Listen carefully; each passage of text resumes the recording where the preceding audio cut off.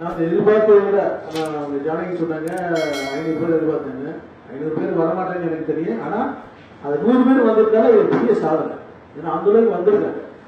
ஏன்னா இது வரைக்கும் ஒரு அமைப்புல வந்து நீங்க வந்து பாத்தீங்கன்னா யாரும் வரமாட்டாங்க படம் எங்களை மாதிரி அரசியல் பேரையும் வரவே மாட்டாங்க. அதான் முக்கியம். நாங்க ஏன் வந்திருக்கோம்னா அதுல ஒரு சூழ்நிலை இருக்கு. இப்ப வந்து இளஞ்சிங்கிற அமைப்பு வந்து ஒட்டுமொத்தமா பல்வேறு நிகழ்வுகள் வந்து நீங்க செஞ்சாலும் கூட நான் 2 ஆண்டுகள் இங்க மாநகராட்சி ஆணையராக இருக்கேன்.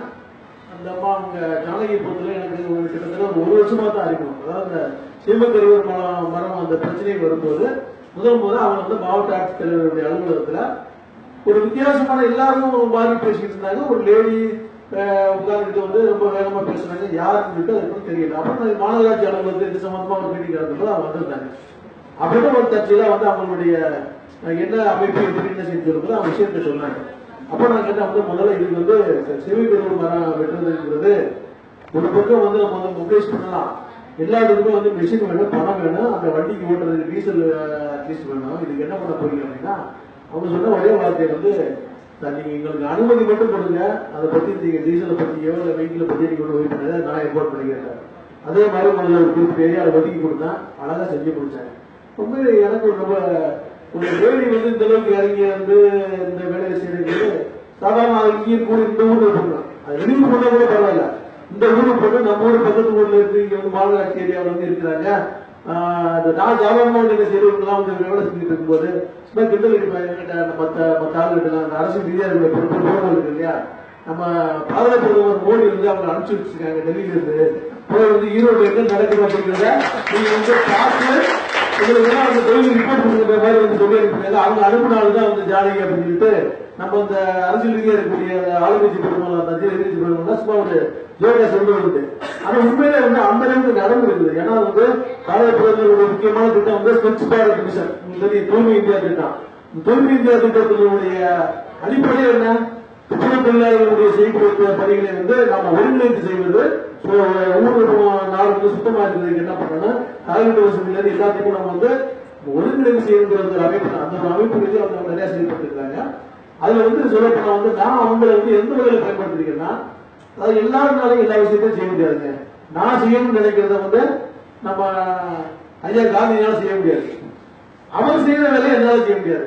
நாங்க 2 பேரும் சேர்ந்து செய்யக்கூடிய வேலையை ரத்தனசாமியால செய்ய முடியாது. ஆனா அவர் ஒருத்தர் செய்யக்கூடிய வேலையை அத்தனை பேர் சேர்ந்தா செய்ய முடியாது. இது மாதிரி வந்து ஒவ்வொருத்தருக்கும் தனித்தனி ஒரு இயல்பு இருக்கு.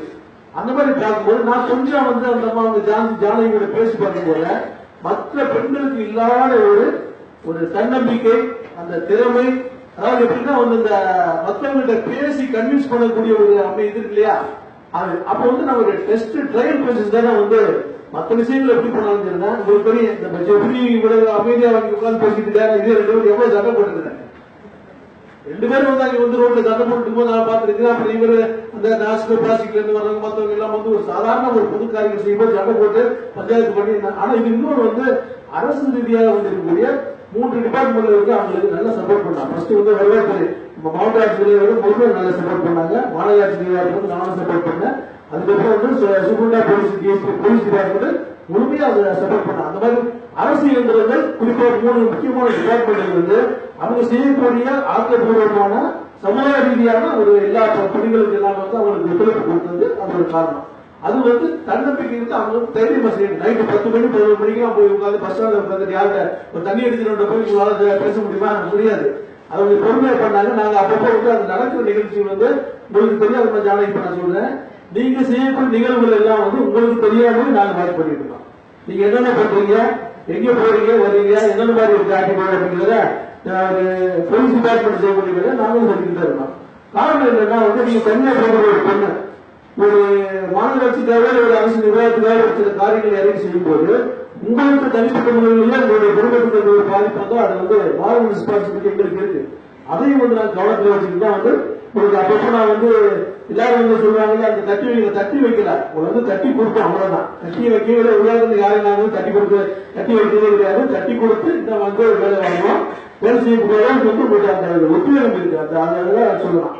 இது முக்கியமான ஒரு பாயிண்ட் தான். மொத்தம் நிறைய விஷயங்கள் இருந்தா கூட சொல்றது டைம் இருக்காது. ஒன்று மட்டும் சொல்லிக்கிறேன். இப்ப தெரிஞ்சுக்கலாம் 31 வருஷம் 40 வருஷமா வந்து ஆதியன் அப்படிங்கிற ஒரு கம்யூனிட்டி சென்டர், அதாவது அந்த பூம்பு மாடு அதை வச்சு இயக்கக்கூடிய மக்கள். அவங்க நம்ம வியூஸ் பார்த்து பெண்கள் கிட்டத்தட்ட 30-40 வருஷமா வந்து அங்கே இருக்கிறாங்க.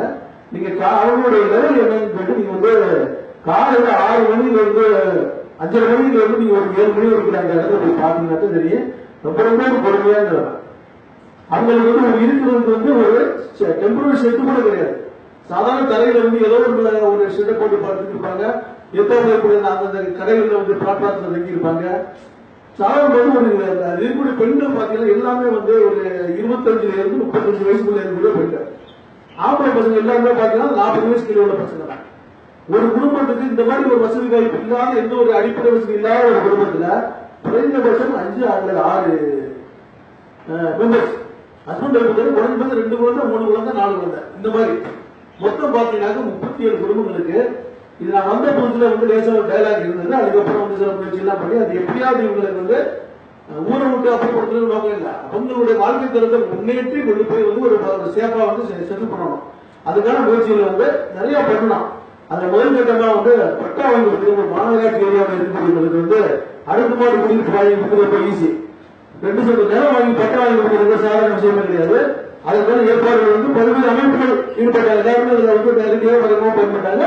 அது நான் வந்து மாவட்ட ஆட்சித்தலைவர் வந்து முயற்சி பண்ணி நம்ம முதலமைச்சர் நீங்க ஈரோடுல வந்து நிகழ்ச்சி நடக்கும்போது அவங்களுக்காக வந்து அந்த 35 குடும்பங்களுக்கு பட்டா வந்து அமைப்புத்துறை டவுன் பஞ்சாயத்து ஏரியாவில் பட்டா கொடுத்தாச்சு.